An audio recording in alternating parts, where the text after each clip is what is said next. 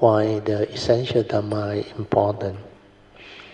So strengthening the five spiritual faculties of Saddha, Virya, Sati, Samadhi and Panya to root out the opposite mental hindrance of sensual desire, ill will, sloth and torpor, restlessness of mind and doubt. So that's all we have covered. You have to contemplate until you understand why without the spiritual faculty, mental hindrance take over.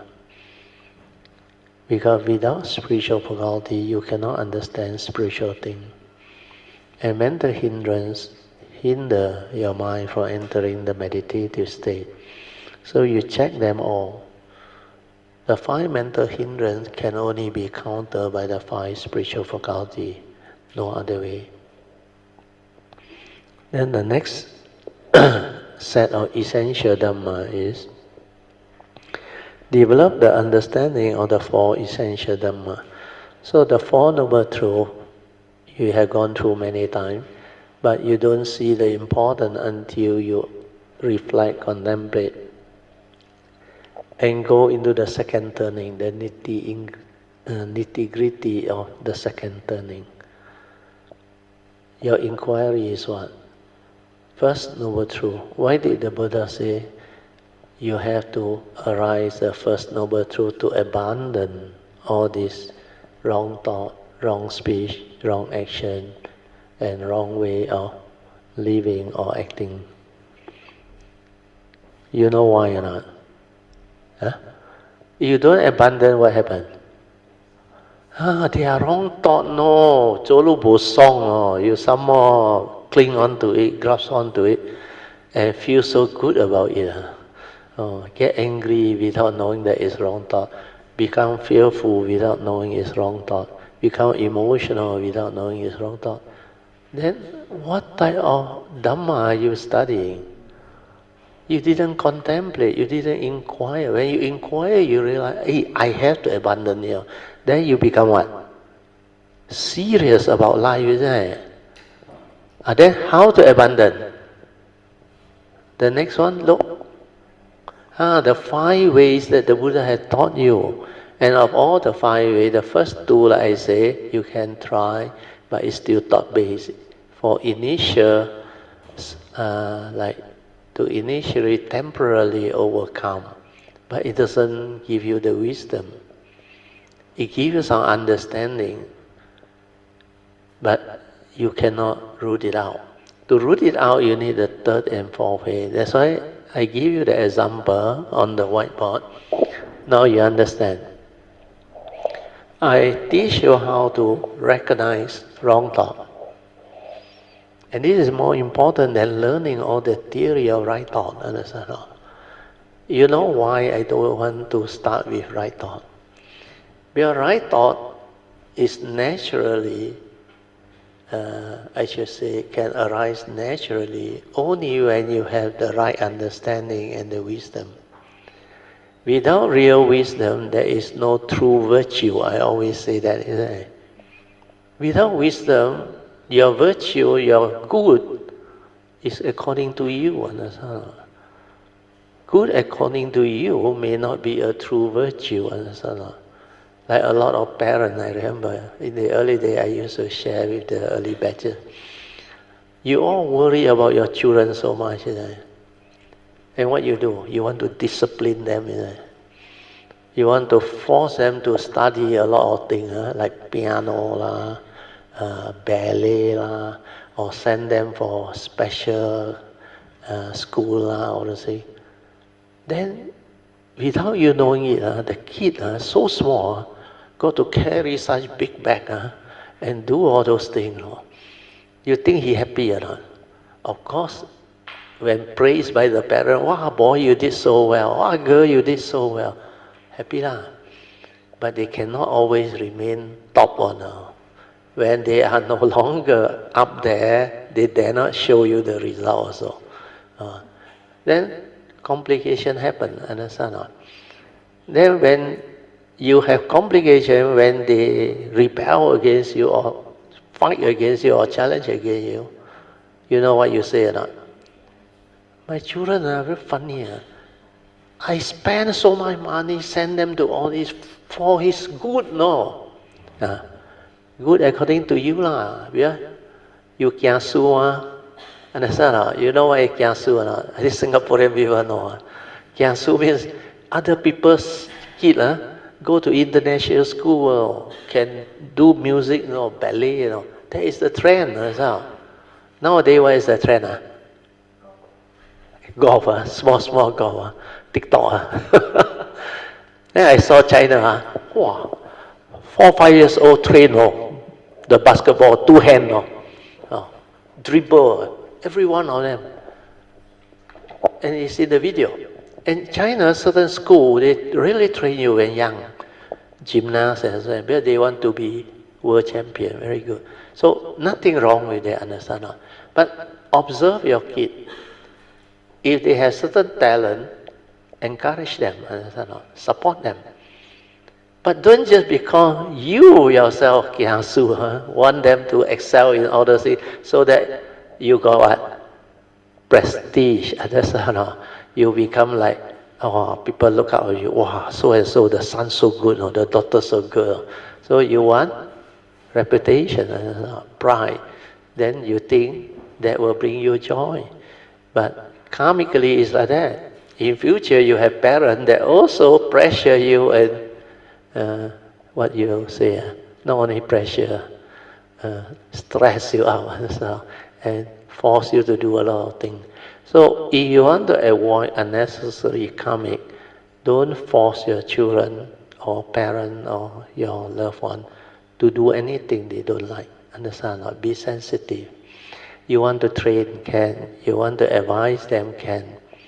But you must know the Dhamma to do it. For me, I don't want to scold or do anything until they make mistake. Then I feel that that is my duty to inform them. They follow or they don't follow, it's up to them. But I explain things to them. I don't force them. Whenever it comes to their own life decision, I say it's your life. You choose. That's why you ask me, Form 5, want to go to uni, study what course? I let them choose. I say, I will take you around. Not necessarily I engineer, you also have to become engineer. I doctor, children also must follow me, become doctor. Not necessary, because they may not like what they want. So both of them also choose different field from me. Both like IT. Then I knew, it's the era. They are the millennium kid, or the kid that come in this civilization with all those things. That's why it's their past, understand? And they are very happy with that career, and they did very well, and they are happy that this era, without IT, you are like an illiterate already, even though you went to uni and graduate. But without IT, really, you are illiterate. Okay, so what is important is you reflect, contemplate, inquire, then you apply the teaching. Okay? Previous retreat, I don't write this down I thought you all understand already. You know what to do. But I realized not everybody can have the understanding, and it's not easy for most people. Because most people are so conditioned. You listen, then you try to remember what I say, then you quote, and you think you know. Then you never go into this and this. So, if you reflect, contemplate, like I say, why the 4 right effort? Then you know. If I don't follow this right effort that the Buddha has advised, I don't abandon the wrong thought, what will happen to you? It is a wrong thought, not with the evil rule, no. It will condition you to be unhappy and miserable, no, lack of peace, no, and make you throughout the day busong. Then how to meditate as well? Then the sankhara, a lot of kipo analysis and all those things, then reason, then you blame others. You point finger. 1 finger out, 4 finger back to you. Understand? Then after you understood this already, you have to abandon, you become serious, understand? Because this is your life. You don't take it seriously, it's up to you. Then you become serious, then you check. The Buddha teach 5 ways to abandon. Then you choose the important one, like I explained, the 3rd way, then the 4th way. Then go into it. Why Brother Theo say, silent to maintain the awareness, to see how that anger, hatred, that wrong thought arise. Then how, when you are with the awareness, the pure awareness, is see things as they are without stirring, then whatever that is dependent originating will cease. The very flowering of thought leads to the very ending of that thought or that emotion. And then you realize, hey, everything when I aware cease. Anger also cease, fear also cease, all the emotions cease. The panic attack, the fear or what also cease. That's why meditation can help. Then when they cease, you not only feel good now, you will be able, through that clarity, to come to an awakening now. What is the awakening? Huh? What is the wisdom that you develop when it ceases? Not only anatta, it's not you. Understand? That word anatta in knowledge, it will not give you the wisdom. Means anger is not me. Understand? Fear is not me. Then I worry about these things surfacing and passing away for what? At the moment when the habitual tendency there, let it arise. Then let it go. Understand? No need to purposely want to let go. It will go. Understand? Like the gas of the... very good. Then when it go, free, you are here, not agitated here. Understand? Here is where your views, opinion, conditioning, and belief system create havoc for you. That's why this one manifests the phenomenal world of consciousness, the chaotic phenomenal world of consciousness, where it delude you, lure you, and entice you. Then when you know that it's not you because it ceases, then what must you do?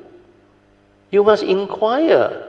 If there is a case, how come I'm so stupid? Every time I see, I stir. I get angry. I get fearful. I become emotional. Then you inquire. Then how can I overcome this? This 4th way will give you the answer also. Trace the origination factor, then retrospectively reverse it. Means through one of your senses, you come in. That's why under Dhamma you do mindfulness of the internal sense basis, means you aware inside all your senses. Then mindfulness of the external sense basis, means the sense data that come in. Then when you see something, come into contact, your mind stir. That is how it happens. So you know already. Then the reason behind is what? Your habitual thinking, your wrong view, all the rubbish that you accumulate in the brain, understand? Before you know the Dhamma. That's why you hold on to all this. That's why Krishnamurti said, acting according to memory is not acting. The memory is full of rubbish. Your fear, psychological fear, your phobia, your worry, your anxiety, your sorrow, your insecurity, and all of the negative emotion that actually create a lot of suffering to human beings. So understanding this is very important. Then you inquire, how can I retrospectively reverse it when I have traced it? Means you have to move on to straighten your view. Understand or not? Via what? Wisdom. And what are the wisdom that the Buddha has taught? Learn to see things as they are. Means condition like that, things will be like that. The world is the world. People are just the way they are. That is the reality. You have to accept first. When you accept them for what they are, doesn't mean you agree with what they do. Understand or not? You will still act after that. Otherwise, you simply quote me. If Brother Theo say, that is the reality you accept. Then you become so gullible. Your wife scold you, continue to scold you, you accept. But there was a story in Europe. You heard of Socrates' story? The wise man. He was too wise, ahead of time. People ask him, why your wife scold you like that, you can tahan? Huh? Well, he being a philosopher, very famous, he had earned a lot of money. He ended up going and speak the truth. Then the state put him in jail. The wife, I tell you, cannot tahan him. Go there and scolded him, abused him, and do everything. You know what Socrates said when they asked him? He smiled. He teach me patience. You understand?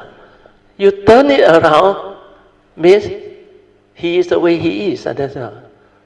You all Cantonese say what? What? My ngắp mà mẹ phụng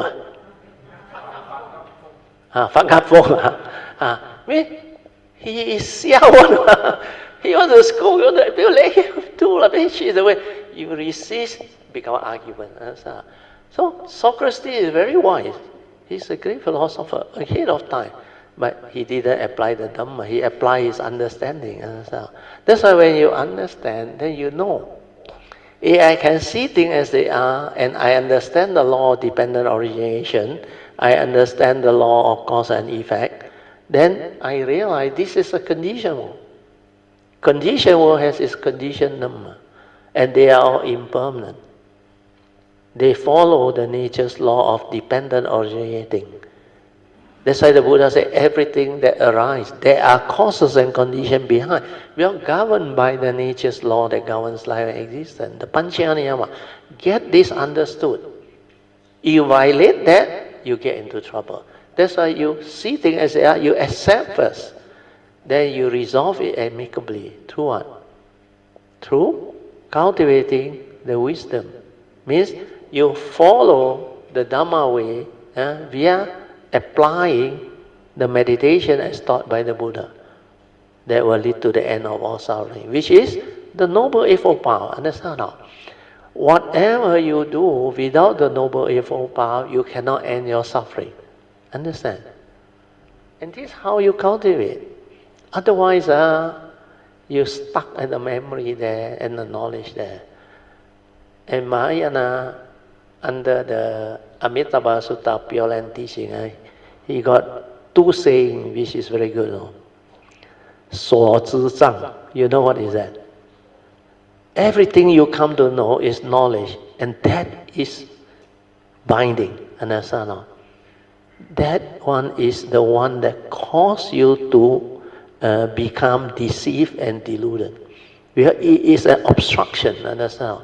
Whatever you know actually obstruct you. Yeah.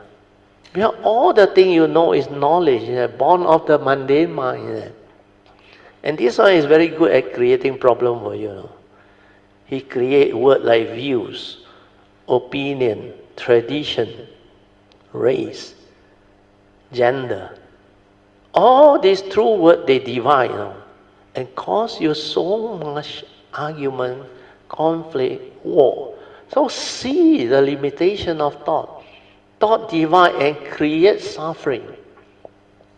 So why you believe God? Thought. If you don't believe thought, then your problem is gone. So you must see all this good. Then when you stay here, this one is unconditioned, no thought. That's why it ceases. The third way. Then when you trace from here with the awareness, you saw how you get angry. You saw how you get fearful. How the emotion arise and make you miserable and make you bosong. Understand? And your life, treasure it. Understand? Tell yourself, this is not the way I'm going to live my life. This is heedless living. This is creating my own suffering, using my thought wrongly. Understand? To create the negativity of karmic. Hurt myself, harm myself, and hit out at others. So I should arise the right thought. Right thought means what? Without the evil root. There's a Noble Eightfold Path, all the perfecter, no wrong thought on it. Understand? Right view reading to right thought, right speech. The way you communicate, the way you interact, the way you act, the way you live life. All this is related to life. And it can help you solve all life problems. Because You cultivate that, the Buddha already very clearly explained under the Fourth Noble Truth, it will lead to the end of all your suffering that you experience in the world. So when you understand this, you go all out to learn this. Then you start to reflect, contemplate, and stabilize on. Yeah, Buddha say like that. Then Brother Teo explained already, or he add in some more. No, they are just the way they are. Why? Deluded people do deluded things. That one not in your Theravada Dhamma book one. Angry people do angry things. That one not inside the Sutta. That's why you cannot find the answer. So all this help you understand. Then later on, I give you a lot of pointers. Think also like that, don't think also like that. We have no reality. As real it can be, it's just a thought. And what is a thought? An image projected by your consciousness. How real can that be? But you hold on to it, no. You create a lot of story out of it, no. And you are the greatest magician, no. Create all this phenomenal world of consciousness and get yourself excited over it for nothing, then get entangled through delusion and all those things. That's why without the Dhamma, not easy to understand life. To understand life, you not only have to understand the mundane creation from the five aggregate into the phenomenal world. You have to understand the mundane mind that governs the existential world. Then seize the mind to realize the pure awareness nature through meditation, through cultivation. Then when you are here, you realize this one is unconditioned, undying, never born. Then how can it die?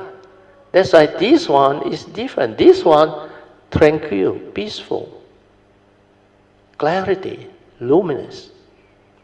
This one, very noisy. A lot of opinion, a lot of views, a lot of conditioning belief system, a lot of knowledge. And this one creates the most problem in the world. So reflect, contemplate, and understand that. In the meditation, when you are with the pure, see the stirring, see the arising of mano, then understand why the Buddha said, your this mundane mind is the culprit. Mind is the forerunner of all things. Mind is chief. That's why you take care of mind, you take care of karma. Understand? Then karma take care of your life. Can follow? That's why all this heading, it has its great meaning. Then the next one is 5 daily contemplation. We also covered already. To help you overcome. The first 4 is to help you overcome the first noble true reality, the unreality of the physical form. Because it goes the way of nature, it is not you. That's why he said, this body of ours is of the nature to grow old, get sick and die. For it is made up of only element, without any knowing. How can it be you? It is not a permanent, unchanging entity. You can see it going through the decay process, experiencing disease, sickness, sometimes injury also. Then finally, whatever that is born has to die. So they always say, death is a certainty. Life is uncertain. We add it. Very good. So life is uncertain, but death is a certainty. So why you fear death? Why won't you find out who died, what died, and what is death? Nothing mysterious and difficult. Understand? So all these are very important. Then the last one is what? The fourth one, separation. Then you reflect on like, oh, so much example of separation. Separation from loved ones, separation from your wealth, your property, your possession, and things you hold on to dearly, even your reputation, your pride, your honor, your title also, your Tan Sri, your Dato. All this is what the fourth daily contemplation is all about. Relationship failure also can bring about separation. Nature's disaster also bring about separation. Death, kidnap, can bring about separation. So all these are very traumatic reality. Then when there is economic crisis, you didn't make a right choice, you call a wrong choice in your investment or business or whatever, then that whole economic crisis wipe you out. Like now the tariff war. Because of that, a lot of business are under threat. Well, this is nature. Condition like that, things will be like that, it causes a lot of havoc. There is no right, no wrong. Condition like that, things will be like that, means the consciousness will evolve, understand? And civilization will continue to move and flow, whether you exist or you don't exist. Understand? Yeah. Okay, the next one is what? Fifth daily contemplation about the law of karma. The Buddha make it very clear so that you understand now. We are all born of our karma, heir to our karma, conditioned supported by our karma. We are what we are because of our karma. So this is the right view. When you have this right view, what must you do? Take care of karma, isn't it? How you take care of karma? Follow the advice of the Buddha, isn't it? The first advice to avoid all evil. Keep your precept. Start from there.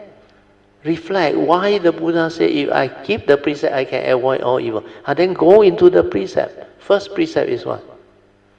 I undertake the training rule to abstain from killing and causing harm to fellow beings. Who will do this type of thing? Definitely deluded people, selfish people, violent people. All the three evil root there. No wonder if you violate this precept, you become evil, root of all evil. And there is a major karmic evil. Because you reap what you sow. So in future, you become the victim. People will kill you, harm you, and abuse you, and do all these funny things to you. Is that what you want? If you don't want, you better abstain. Understand? So understand the importance of precept. They are given or administered to you by the Buddha out of love and compassion for you, not to benefit him. You understand? If you don't keep, you will get into big trouble. That's why to avoid all evil, you have to keep. And these are basic 5 precepts, not that difficult. Then after that, you move on. Once you keep your precept, you avoid all evil already. Then the second advice is what? Cultivate wholesomeness, do good. Then you build up your merits, your parami, and that one is develop the right view to arise the right thought, right speech, right action, so that all the 10 meritorious actions you can do. And they are free. Of course, sometimes do dana, you have to spend some money. But radiate love and metta, no need money. Kind word, wish people well-being, bring about harmony, bring about understanding, bring about peace. Your gentle, pleasant, and harmonious speech is very useful. When you can give confidence to people, give love, give joy to people through your sincerity, kindness. That's why kind, gentle, and pleasant speech. The way you treat people, you reap what you sow. In future, you will have people who treat you very well, understand? Who will be kind to you, gentle and pleasant. Then you won't go and encounter all those karmic things because you reap what you sow. Go to government servant also. The government department, the government servant tell you all. Understand? Well, this is what you have done to people before. And it will condition you to speak in a way that government servant whack you back. Or don't want to even service you. Because that is what you did to people in the past. So karma is whatever you do to people, good or bad, come back to you. So if you want to take care of karma, then you have develop the understanding to take care of your life. When generosity, you think you give. Whatever you give, come back to you, wealth, everything. That's why you don't have to rob, plunder, deceive. Now a lot of scam. I tell you, if you do that, in future you come. same type of era, you will kena scam upside down. Because you one person in that one life scam so many, understand? Then when the friction come, you kena scam left and right everywhere, I tell you. So please take the law of karma seriously. Then the last advice is what? Purify the mind. That was so difficult. Your life, no, if you are not interested, I also don't want to explain to you anymore. Because it's your life. You are not serious about your life. Nobody can help you, understand? I already told you, not to blame money or the thought or the school or the technology. It's you, understand?